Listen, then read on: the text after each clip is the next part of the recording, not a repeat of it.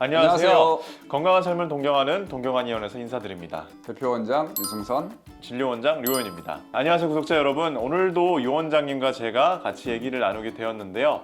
위원장님, 네. 오늘 우리가 이야기할 아토피 증상은 어떤 건가요? 오늘의 증상은 인설입니다. 인설. 이름도 어려운데 우설은 제가 들어봤는데 오늘 사진에서 보이겠지만 인설은 쉽게 말해서 각질, 살껍질들을 의미하는데요. 우리 아토피 환자들이 간지러워서 피부를 긁게 되면은 이제 각질이나 이제 살껍질들이 올라오죠. 네. 근데 우리 몸에서는 표피를 다시 한번 재생하고, 근데 또 그것도 간지러워서 긁어서 또 칼껍질로 바뀌고 상처가 재생하고, 나고. 그렇죠. 이 각질들이 모여서 피지 때문에 번들번들해지기도 하고 떡져 있는 그런 두꺼운 상태를 인설이라고 하는데, 생선에 비늘 같다고 해서 비늘 린자를 써서 인설이라고 하고요. 인어공주의 그 비늘처럼. 그쵸. 그렇게 생각할 수도 있겠죠. 아주 좋은 표현이십니다. 네.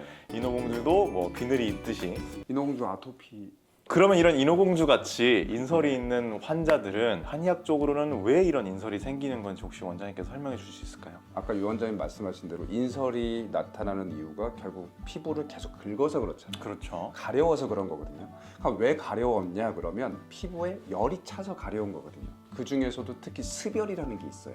네. 습기하고 열기가 합쳐진 말이거든요. 예를 들면 장마철 생각해 보시면 비가 와서 막 습한데 또 덥고 이러니까 후덥지근해서 평소 일반적인 더위보다도 더 덥게 느껴지잖아요. 이런 우리 몸이 이런 장마철 같은 상황이 되는 걸 습열이라고 합니다. 근데 이 습열이 문제가 돼요. 장마 기간에 물 웅덩이에 이렇게 물들이 쌓여 있는데 이게 흐르지 않는 물이 돼버리는 거예요. 그러니까 여기가 썩죠. 예를 들어서 물 웅덩이들이 여기 이렇게 피부 몸 안에 있는 거예요. 그러면 기와 혈이 이렇게 잘 흘러야 되는데 차가 이런 웅덩이들이 있으면 잘 못 가잖아요. 그러니까 기혈이 잘 돌아다니지가 않으니까 몸에 노폐물이 쌓이고, 이런 노폐물들이 피부로 올라오게 되면 진물도 되고 붓고 염증도 되고, 이러다 보니까 이 습열이 우리 몸에 아토피 같은 증상을 만들게 되고 가려워서 긁게 되고 또 인설도 만들어지게 되죠. 그래서 아토피를 치료할 때는 한의학적으로 이 습열을 갖다 없애주는 게 엄청 중요해요. 그렇군요. 저희가 여러 가지 질환을 보면 어떤 사람은 더 심하고 어떤 사람은 덜 심하기도 하단 말이죠. 맞아요.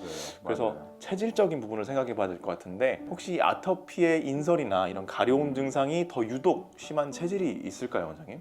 체질적으로도 있죠. 지금 사진에서도 보면 훨씬 더 붉은 색깔이 네. 있으면서 인설이 더 심한 네, 저기 경우들이 있네요. 있잖아요. 저런 경우에 상대적으로 태음인의 체질일 가능성이 높아요. 태음인 같은 경우는 몸 안에서 몸 밖으로 잘 배출이 안 되거든요. 순환이 안 되는 체질이다 보니까 몸에 습열이 쌓였을 때 조금만 생활 습관이라든가 이런 것들을 부주의하게 되면 금방 안에서 습열이 확 심해져 갖고 저렇게 증상이 맑았고 인설이 심하게 생기게 되는 거죠. 그럼 태음인들은 어떻게 해야 될까요? 태음인들은 잘해야죠. 잘해야 되는군요. 간혹 이런 분들이 있어요. 내가 아토피 환자인데 사우나를 했더니 아토피가 좋아지는 것 같다. 태음인이라면 이런 사우나도 아토피 치료에 도움이 돼요. 사우나를 통해서 모공을 열어주니까 몸 안에 있던 습기와 열기가 독소들이 밖으로 잘 나가게 돼서 좋아지게 되죠. 이거는 태음인이잖아요. 원장님, 저 태음인 아니라고요. 내가 다이어트를 엄청 열심히 하는데 음식 조절도 하고 운동 조절도 하는데 이상하게 나는 정말 이렇게 노력하는데 왜 이렇게 살이 찌지 하시는 분들은 태음인일 가능성이 있어요. 이 신진대사가 잘 안 돼서 그런 거거든요. 이럴 때는 동경한의원의 다운 캡슐이 감량에 도움이 됩니다. 다이어트 성공의 핵심, 다운 캡슐. 이놈의 가려움을 대체 어떻게 대처를 해야 할지. 이놈을 제가 잘 처리하는 방법을 알려드릴게요. 네. 이놈은 가렵잖아요. 네, 가려워요. 건조해서 가려운 거거든요. 그쵸. 그러니까 일단은 무조건 건조하지 않게 해줘야 돼요.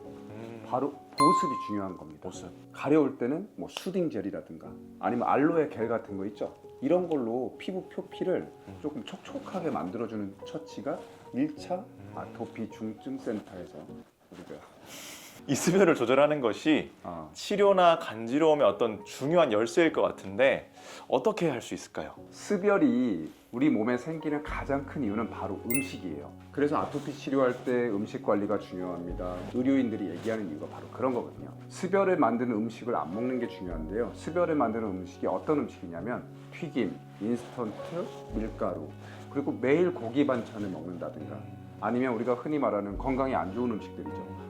케이크라든가 과자라든가 초콜릿 같은 거. 여드름도 그런 것 같아요. 맞아요. 피부병은 사실 크게 봤을 때는 이 열이라는 거, 습열이라는 거의 범주를 벗어날 수가 없죠. 방법이 하나 더 있어요. 뭔가요? 습열을 없앨 수 있는 방법. 뭘까요? 동경한의원에서 습열을 이 원장님의 쪽집게를 안 들어볼 수 없는데요. 이 가려움, 동경한의원에서 이 아토피 한약을 처방할 때 이 가려움을 위해서 꼭 빼먹지 않는 약재가 있다면 뭐가 있을까요? 원장님께서 혹시 팁을 좀 주실 수 있을까요? 오늘 주제가 되는 인설 그리고 가려움을 치료할 때 환자분이 태음인인데 습열이 원인이 돼서 이런 아토피 증상이 있다 그러면 제가 선택하는 킥이 있습니다. 바로 칡이에요. 칡. 네, 칡 우리 예전에 어릴 때 목욕탕 가면 아빠들이 칡즙 먹었잖아요. 네, 그 초록색, 금색 봉투에 담겨 있는. 맞아요. 저는 바나나만 우유 먹느라 잘 몰랐습니다. 근데 칡이 사실은 약간 단맛이 있어요. 근데 이제 전체적인 맛은 좀 쓰긴 한데 단맛이 있다 보니까 어른들이 그런 맛을 좋아하는 것 같아요. 그런데 이 칡이 어떤 효능이 있냐면 모공을 갖다 열어주는 효능이 있어요. 그러니까 우리 몸에 쌓인 습기하고 열기를 갖다가 피부 밖으로 배출시켜주죠. 그래서 아토피 같은 피부 염증 증상이 진정이 되는 겁니다. 그러니까 사우나 얘기하신 거랑 원리가 비슷하네요. 그렇죠. 밖에서 사우나, 칡을 먹으면 안에서 유 원장님은 아토피 치료할 때 중요하게 생각하는 약재가 있어요? 저는 좀 단순한 약재인데요. 일단 건조하면 간지럽잖아요. 피부가 건조하지 않게 피부에 수분을 공급하는 효과를 가진 약재를 저는 생각해 왔는데 바로 맹문동이라는 약재예요. 맹문동 아시죠? 이 약재는 이제 수분이 많다 보니까 보기도 통통하게 생겼어요. 그리고 씹어보면은 안에서 진액이 정말 많이 나옵니다. 네. 그래서 이걸 먹게 되면은 이제 염증의 열로 붉어지고 예민해진 어떤 피부랑 그리고 많이 긁어서 손상된 그런 어떤 피부들을 잘 진정시켜주고 그리고 또 습기도 공급해주니까 좀 촉촉하게 만들어주고 그럼 아무래도 건지러운 게 덜해지겠죠. 그러면 오늘 얘기했던 인설 증상에서 도움이 많이 될 거고요. 일종의 먹는 보습제네요. 그렇죠. 우리가 뭐 피부에 뭐 아무리 로션 같은 걸 바르지만 결국에는 물 많이 마시라고 하잖아요. 그러면 맹문동 안 먹고 물 먹으면 되는 거 아니에요? 물 마시면 근데 소변으로 많이 나가겠죠. 맹문동은 자체에도 물이 많지만 몸에서 최대한 물을 퍼지게 해주고 잘 순환되게 해주는 역할도 있기 때문에 그러니까 물은 엉기면 우리가 가래가 돼요. 네. 아까부터 원장님 많이 하시던데 큰일 났네. 맹문동. 근데 맹문동은 그 가래를 좀 풀어줘서 잘 물이 여기저기 퍼질 수 있게. 그러면은 이제 환자분들도 이제 음식을 드신다든지 할 때 기왕이면 더 좋은 음식을 드시면 좋잖아요. 아토피에 더 좋은 음식들. 네.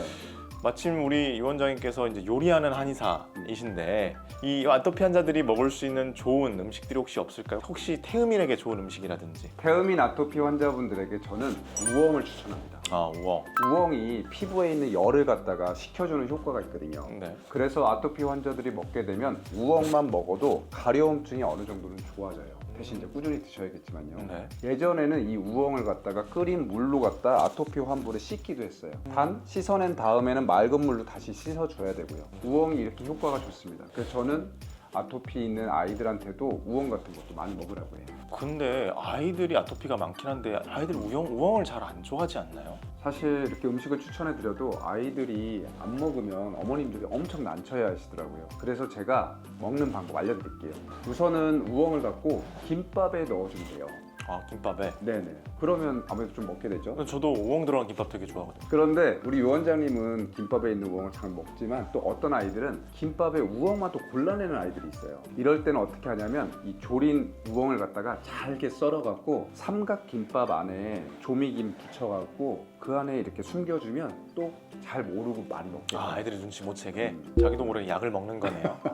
지난 영상은 태산화를 다뤄봤고 이제 모든 것의 핵심이죠. 오늘은 이제 인설, 각질에 관해서 얘기를 해봤는데요. 환자분들이 참 얼마나 간지러워하시고 힘들어하시는지 잘 알고 있습니다. 그런 고통들에 좀 조금이나마 이 영상들과 원장님과의 대화가 도움이 되셨으면 좋겠습니다. 구독자 여러분, 이런 아토피 증상에 대해서 궁금한 점이 있다. 아니면 아토피를 치료하는데 나는 정말 이게 답답한데 어디 물어볼 데도 없어서 이런 거에 대한 궁금증을 해결하고 싶다 할 때는 저희 채널에 댓글로 달아주시면 제가 잘생긴 유 원장님하고 같이 그 컨텐츠를 잘 만들어 갖고 다음에 또 알려드릴게요. 네, 제가 다 할 것 같아요. 정답입니다. 여러분의 건강한 피부를 위해서 구독, 좋아요, 그리고 알림 설정까지. 지금까지 동경환이었습니다. 감사합니다. 네, 이거 뭐예요, 갑자기?